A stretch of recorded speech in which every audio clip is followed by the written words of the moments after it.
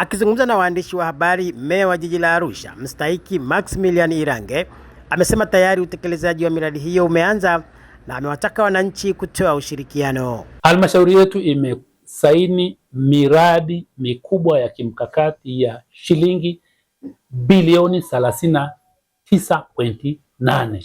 Aidha, Irange ametaja baadhi ya miradi hiyo ikiwemo ya miundombinu ambayo amesema ikikamilika itarahisisha utoaji wa huduma na kuondoa asilimia kubwa ya malalamiko ya wananchi. Tuna ujenzi wa barabara ya Giriki ambayo ile barabara itakuwa barabara ya kwanza hapa Arusha kujengwa kwa mfumo tofauti na ule mfumo tuliozoea wa lami. Ile itajengwa kwa mfumo wa zege ambayo inaenda kugharimu shilingi bilioni 1.799. Lakini sambamba na hilo tuna ujenzi wa mtaro wa Suya ambayo unaenda kugharimu shilingi milioni 100.2.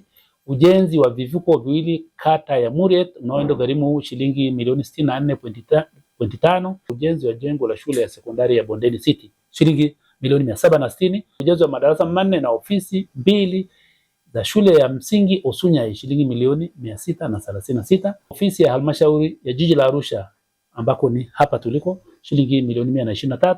Lakini ujenzi wa jengo la OPD hospitali ya wilaya shilingi bilioni 11.25. Tunaenda kujenga pia culvert nyingine, box culvert ambayo iko kwenye kata ya Lemara. Hiyo itaenda kugharimu shilingi milioni 654.2. Pia Irange akazungumzia changamoto ya vitendea kazi yakiwemo magari.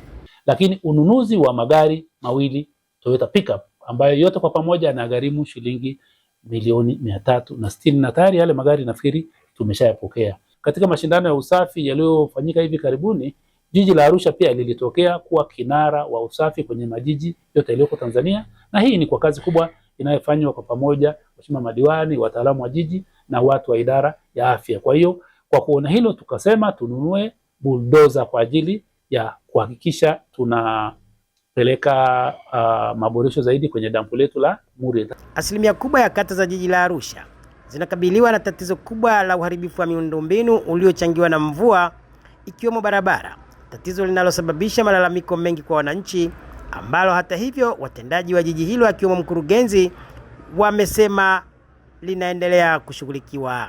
Kutoka hapa jijini Arusha, mimi ni Asiraji Mvungi wa ITV.